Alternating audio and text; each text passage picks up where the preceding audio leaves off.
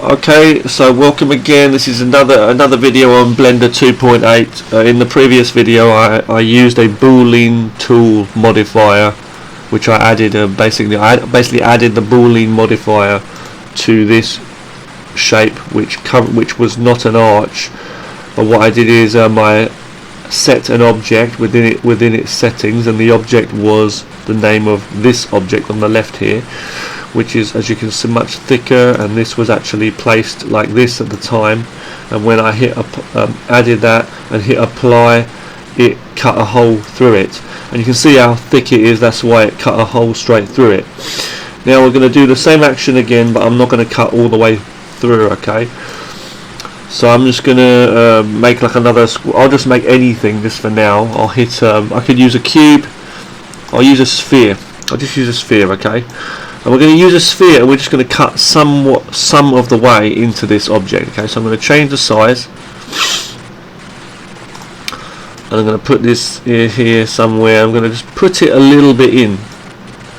You can see through it, it's just a little bit of the way in, it's not all the way in, right? I'm going to select this object first, and you can see it's selected here. I'll give it a name of Q, I'll call it block up here on the top right. Okay, block. Okay, so this is our block, I'm just going to call it. We've selected the block, okay, here, and we've got our sphere, which is here. Every time you click on it, it will highlight what it is here. So you know, okay, so they've got the block and the sphere. I'm going to click on the block first, and however far the depth of this sphere is in, it will cut that much into the object. First of all, you don't need to select the sphere. Okay, just choose the object you want to put holes in or indentations in.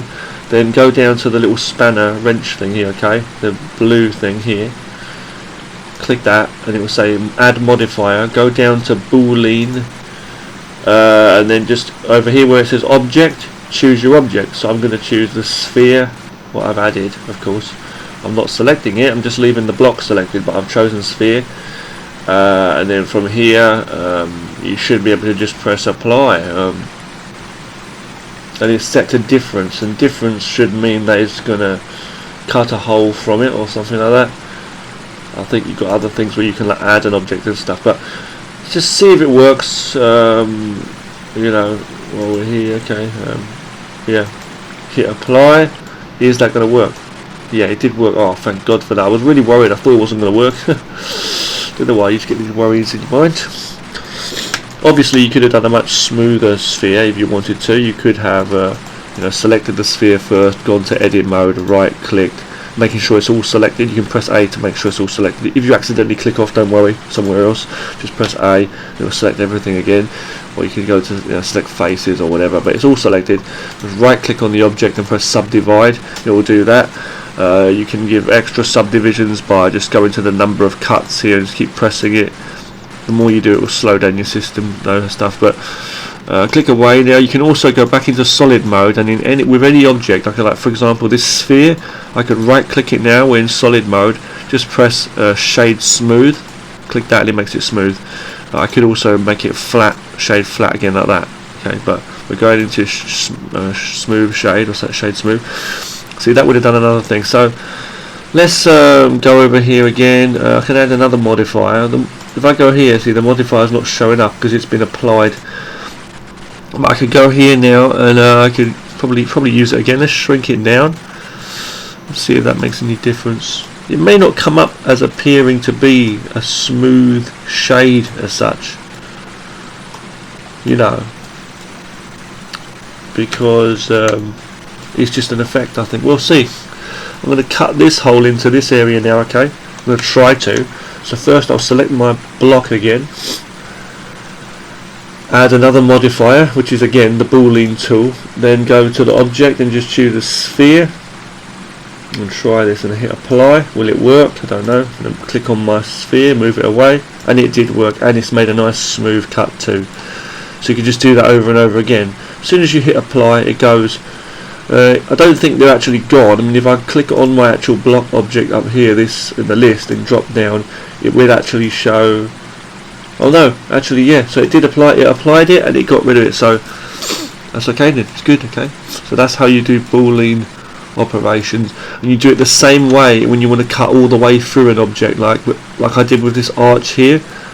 So I'll just show you again on this object now. If I make this, if I just stretch this out to be really long, hold on, yeah, if I stretch this really out to be really long, like a finger of death, okay, I can just put this motherfucker all the way through, okay, excuse my language.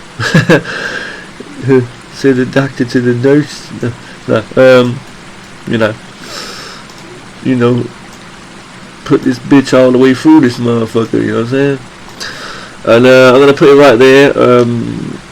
Click on the object first, okay, and then go to add modifier, go to boolean tool, same thing, click on the object, choose the sphere, which is what's this object here, and then if I click on back onto my object and move it away, it didn't do jack shit, motherfucker. Oh, hit apply, of course, yeah, hit apply first and move that away, and you can see right through this bitch, I feel me. And also smooth shade if you want also there. Oh, I didn't do much good, did it? But anyway, I'm just saying you can cut right through that motherfucker. You can also do a different operation, I believe. So let's edit undo a few times. Let's turn it from difference to union and see what that does when we hit apply. I'm not sure. Oh, it just makes it one object? Oh, that's how you join objects a certain way or something like that. I don't know what the hell just happened there. I'm going to undo that again. So the best one is to set it to difference if you want to cut a hole. Let's try the other one. I'm going to try intersect and see what that does. Intersect does that, so it gets rid of the object. Weird stuff, weird stuff. But yeah, obviously you can make a copy of the thing. You wouldn't even need to do that anyway. You could just literally make a copy of the object if you wanted to put an object in there, you know. Duplicate it if you want to make sure. Move it on whatever axis it is by pressing either Y or X or Z, then moving it into place, and then just basically selecting one object, holding shift and then pressing the other object, and then left click that, and then holding control and pressing J to make that a single object now, to join those. So that's an object, that's one object now, and you can still keep your main object here. If I would have moved just one into there, I would have lost that object. But if I want to use that again in some other way, you know, it's better to make just a copy of it. To make a copy of an object, you just hold left click on the object, then hold shift and press D to duplicate. Now if you move your mouse, it's going to go all over the place. If not, you just press, as I say, after doing the duplication, don't move the mouse, just press one of the axes like X or whatever. X being the red, Y being the green, and blue being the up and down, the Z axis. You know, and you can also multi-select by holding shift and then clicking multiple objects, as I say, then hold shift again and press D, and I can press Z for the axis this time and move it up. Makes copies of those too. So there's basic like modelling tips there. I hope you've enjoyed this video, okay guys. These are not canoe boats. You can go to the canoe club. Use your imagination when you look into things. You can look at different shapes and see all kinds of things. This could be a shop where they sell canoe boats. This is an old school jukebox, and this is something you trip over when you walk through the door. And this is the rider's bench. Okay. Now, see you in the next video, guys. Thanks a lot.